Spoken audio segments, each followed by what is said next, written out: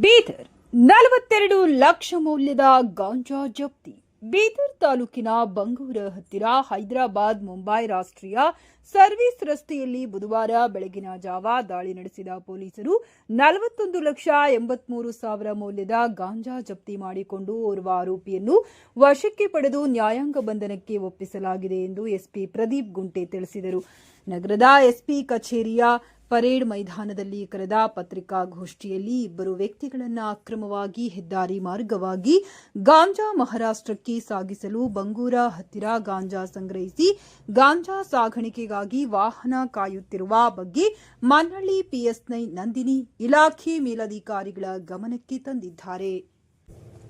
ಒಟ್ಟು 42 ಗಾಂಜಾ ಪಾಕೆಟ್ಗಳಲ್ಲಿದ್ದ 41,81,000 ಮೌಲ್ಯದ 83 KG 670 gram ಗಾಂಜಾವನ್ನ ವಶಕ್ಕೆ ಪಡೆದು ಆರೋಪಿಯನ್ನ ದಸ್ತಗಿರಿ ಮಾಡಲಾಗಿದೆ ಎಂದು ತಿಳಿಸಿದರು.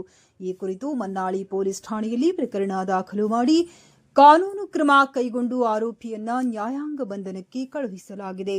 ವರದಿ ಶ್ರೀಮಂತರಾವ್ ಇಂಚೂರಿ, ನ್ಯೂಸ್ 25 ಬೀದರ್.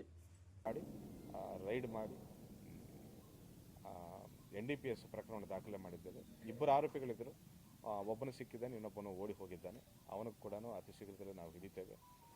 ಈಗಾಗಲೇ ನಾವು ಹಲವಾರು ಬಾರಿ ಹೇಳಿದ್ದೇವೆ, ನಾವು ಜಿಲ್ಲೆಯಲ್ಲಿ ಗಾಂಜಾ ಸಾಗಣೆ ಮಾಡ್ಬೋದು, ಪೊಲೀಸರು ಕದ್ದು ಮುಚ್ಚಿ ಸಾಗಣೆ ಮಾಡ್ಬೋದು ಅಂತ ಪ್ರಯತ್ನ ಮಾಡ್ತಿರೋದು.